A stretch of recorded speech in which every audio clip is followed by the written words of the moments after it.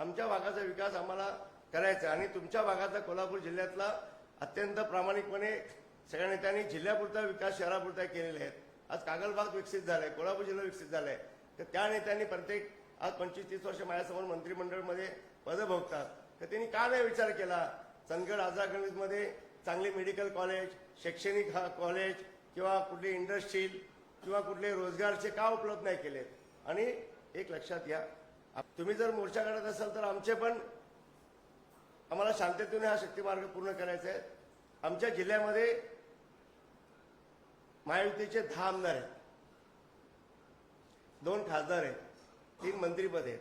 आज आमचे आदरणीय नेते चंद्रकांत दादांचा वाढदिवस आहे, तर त्यांना आज शुभेच्छा द्यायच्या राहिलेत. खरं चंद्रकांत दादा सारखे ज्येष्ठ नेते आमच्या जिल्ह्यात आहेत, मुश्रीफ साहेब सारखे ज्येष्ठ नेते आमच्या जिल्ह्यात आहेत, आज आंबेडकर सारखे पालकमंत्री साहेब जिल्ह्यात आहेत आणि सगळेच ताकदीने आम्ही एकत्र येऊन आणि हा मुख्यमंत्री साहेबांचा जर विरोध तुम्ही आणि एवढ्या ठिकाणी करत असतील तर आमचं चुकीचं आहे.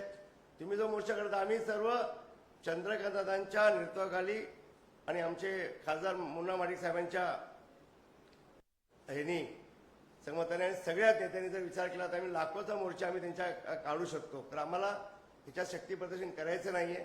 आम्हाला शांततेने हा शक्ती महामार्ग जनतेच्या हितासाठी आणि भल्यासाठी आपण हा पूर्ण करायचा आहे हीच अपेक्षा ठेवतोय.